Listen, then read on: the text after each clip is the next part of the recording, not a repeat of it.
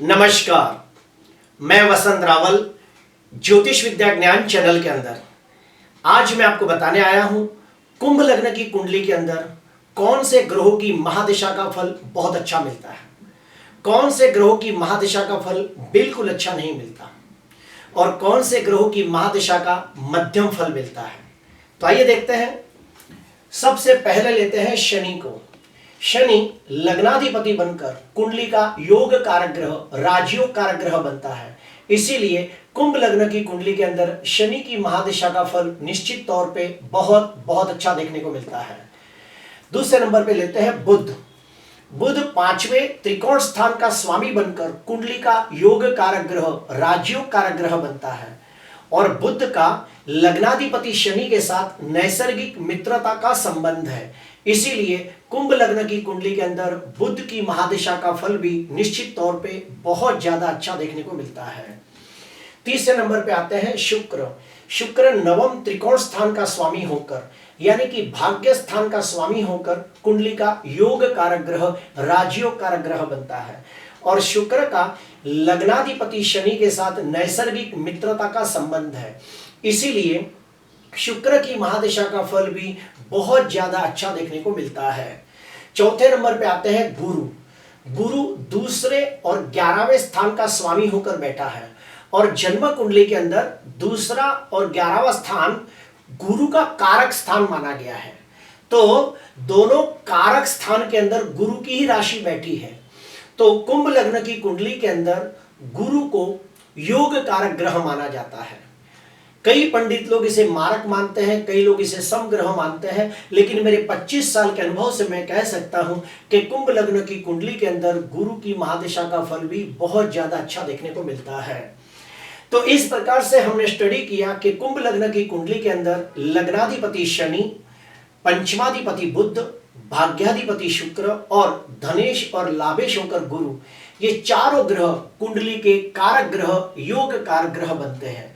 तो जब भी शनि, बुध, शुक्र और गुरु इन ग्रहों की महादशा, अंतरदशा, प्रत्यंत दशा, सूक्ष्म दशा आएगी तो निश्चित तौर पे बहुत ज्यादा अच्छा फल देखने को मिलता है।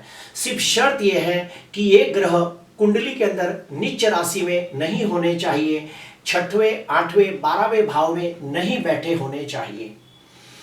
अभी हम लोग जानेंगे कि कुंभ लग्न की कुंडली के अंदर कौन से ग्रहों की महादशा का फल बिल्कुल अच्छा नहीं मिलता। तो सबसे पहले लेते हैं सूर्य को।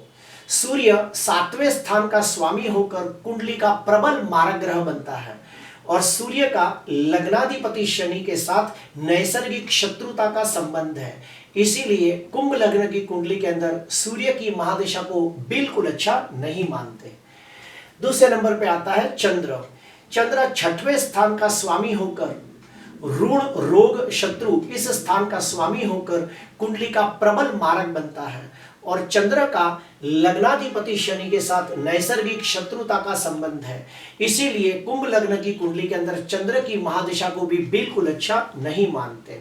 तो इस प्रकार से हमने जाना कि कुंभ लग्न की कुंडली के अंदर सूर्य और चंद्र ये दोनों कुंडली के प्रबल मारक हैं और जब भी सूर्य और चंद्र की महादशा, अंतरदशा, प्रत्यंत दशा, सूक्ष्म दशा आएगी तो बिल्कुल अच्छा फल नहीं मिलता।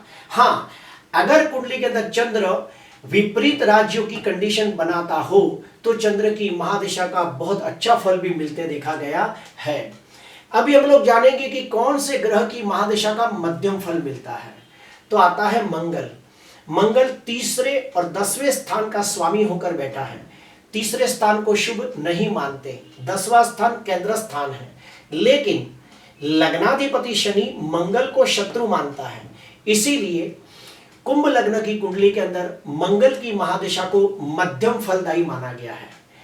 लेकिन हाँ, अगर कुंभ लग्न की कुंडली के अंदर भाग्याधिपति शुक्र और कर्माधिपति मंगल की युति, फिर से बोलता हूं, भाग्याधिपति शुक्र और कर्माधिपति मंगल की युति केंद्र या त्रिकोण में होती हो तो धर्म कर्म योग नाम का जबरदस्त राजयोग बनता है। अगर ये योग कुंडली में बन जाए तो व्यक्ति अपने अच्छे कर्मों से अपने जीवन को सार्थक करता है। अभी हम लोग जानेंगे कि कोई भी ग्रह की महादशा का प्रेडिक्शन करना हो या कोई भी महादशा के बारे में जानना हो तो कैसे जाना जाए। फॉर एग्जाम्पल के हम शनि को ही लेते हैं कि जन्म कुंडली के अंदर शनि सिंह राशि के अंदर सप्तम भाव में बैठा है और हमें शनि की महादशा के बारे में जानना है तो हमें क्या करना है, सिंह राशि को ही लग्न में रखकर पूरी जन्म कुंडली को घुमा दिया जाए तो दशा कुंडली बन जाती है। तो हमने बना कर रखी है दशा कुंडली के अंदर। आप देखिए कि दसम भाव के अंदर शुक्र स्वगृही होकर मालव योग नाम का पंच महापुरुष राजयोग बना रहा है और हमें इसका प्रेडिक्शन करना है तो कैसे किया जाएगा। सबसे पहले जन्म कुंडली में जाएंगे कि शनि भी कारक ग्रह है, शुक्र भी कारक ग्रह है, दोनों का आपस में एक दूसरे के साथ नैसर्गिक मित्रता का संबंध है। तो जब भी शनि की महादशा के अंदर शुक्र की अंतर्दशा आएगी तो हम कह सकते हैं व्यक्ति को व्यापार के अंदर उन्नति, प्रगति, विकास प्राप्त होगा, समाज के अंदर मान, सम्मान, प्रतिष्ठा और पद की प्राप्ति होगी। शुक्र तीसरे स्थान का भी स्वामी है तो हम कह सकते हैं छोटे भाई बहनों के साथ रिश्ता बहुत मधुर होगा और व्यक्ति बहुत मेहनत करके अपने व्यापार को ऊंचाइयों तक लेके जाएगा। इस प्रकार से प्रेडिक्शन किया जाता है। अभी हम लोग जानेंगे दूसरा नियम कि जन्म कुंडली के अंदर कोई भी ग्रह की महादशा का प्रेडिक्शन करना है तो कैसे किया जाए। तो दूसरा एग्जांपल लेते हैं बुध का। बुध की महादशा 17 वर्ष की होती है। इन 17 वर्षों को 3 हिस्सों में डिवाइड कर दिया जाए तो हर हिस्से के अंदर 5 साल 8 महीने का समय आता है। बुध की महादशा का जो पहला हिस्सा आता है 5 साल 8 महीने, उसके अंदर बुध जो भी भाव में बैठा होगा उस भाव का फल देता है। बुध की महादशा का जो दूसरा हिस्सा आता है 5 साल 8 महीने, उसके अंदर बुध की जो मूल त्रिकोण राशि है कन्या राशि जो अष्टम भाव में है तो अष्टम भाव से लगती सारी बातों का फल देखने को मिलेगा। बुध की महादशा का जो तीसरा हिस्सा आता है 5 साल 8 महीने, उसके अंदर बुध की जो दूसरी राशि मिथुन राशि जो पंचम भाव में है तो पंचम भाव से लगती सारी बातों का फल देखने को मिलेगा। अगर कुंडली के अंदर बुध शुभ स्थिति में होगा तो ये सारी बातों का बहुत अच्छा फल देखने को मिलेगा। और अगर कुंडली के अंदर बुध नीच राशि में निर्बल होगा, छठवें, 8वें, 12वें भाव में पीड़ित होता होगा तो ये सारी बातों का फल अच्छा देखने को नहीं मिलता है। अभी हम लोग स्टडी करेंगे कि महादशा के अंदर कौन से ग्रहों की अंतर्दशा का फल अच्छा मिलेगा और कौन से ग्रहों की अंतर्दशा का फल अच्छा नहीं मिलेगा।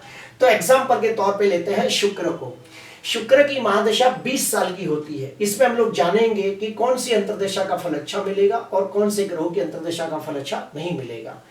तो कुंभ लग्न की कुंडली के अंदर 4 कारक ग्रह है, लग्नाधिपति शनि, पंचमाधिपति बुध, भाग्याधिपति शुक्र और गुरु। ये चारों 4 कुंडली के कारक ग्रह हैं और शनि, बुध और बुध का शुक्र के साथ नैसर्गिक मित्रता का संबंध है। तो शुक्र की महादशा के अंदर जब भी शनि की अंतर्दशा आएगी, बुध की अंतर्दशा आएगी, शुक्र की अंतर्दशा आएगी, गुरु की अंतर्दशा आएगी तो निश्चित तौर पे बहुत ज्यादा अच्छा फल मिलता है। सिर्फ शर्त यह है कि ये ग्रह कुंडली के अंदर शुभ स्थिति में होने चाहिए, बलवान स्थिति में होने चाहिए। ठीक उसके अपोजिट जाते हैं कि कुंभ लग्न की कुंडली के अंदर सूर्य और चंद्र ये दोनों कुंडली के मारक है और सूर्य और चंद्र का शुक्र के साथ नैसर्गिक शत्रुता का संबंध है। तो शुक्र की महादशा के अंदर जब भी सूर्य की अंतर्दशा और चंद्र की अंतर्दशा आएगी तो बिल्कुल अच्छा फल नहीं मिलेगा। और जब भी मारक ग्रहों की अंतर्दशा आती है तो जिंदगी का कोई भी बड़ा निर्णय घाई घाई में नहीं लेना चाहिए। अपनी कुंडली किसी विद्वान ज्योतिषकार को दिखाने के बाद, उनके साथ चर्चा विचारणा करने के बाद, उनका परामर्श लेने के बाद जिंदगी का कोई भी बड़ा निर्णय लेना चाहिए। प्रिय दर्शकों, अभी मैंने आपको बताया कि कुंभ लग्न की कुंडली के अंदर कौन से ग्रहों की महादशा का अच्छा फल मिलता है। लग्नाधिपति शनि, पंचमाधिपति बुध और भाग्याधिपति शुक्र, ये तीनों कुंडली के कारक ग्रह हैं। गुरु भी कुंडली का योग कारक ग्रह माना जाएगा क्योंकि वो दूसरे और 11वें स्थान का स्वामी होकर बैठा है। और कुंभ लग्न की कुंडली के अंदर सूर्य और चंद्र ये कुंडली के प्रबल मारक है। इनकी महादशा का फल बिल्कुल अच्छा नहीं मिलता और मंगल समग्रह है। आज के लिए बस इतना ही। आपको अच्छा लगा हो तो जरूर लाइक करना, सब्सक्राइब करना। नमस्कार।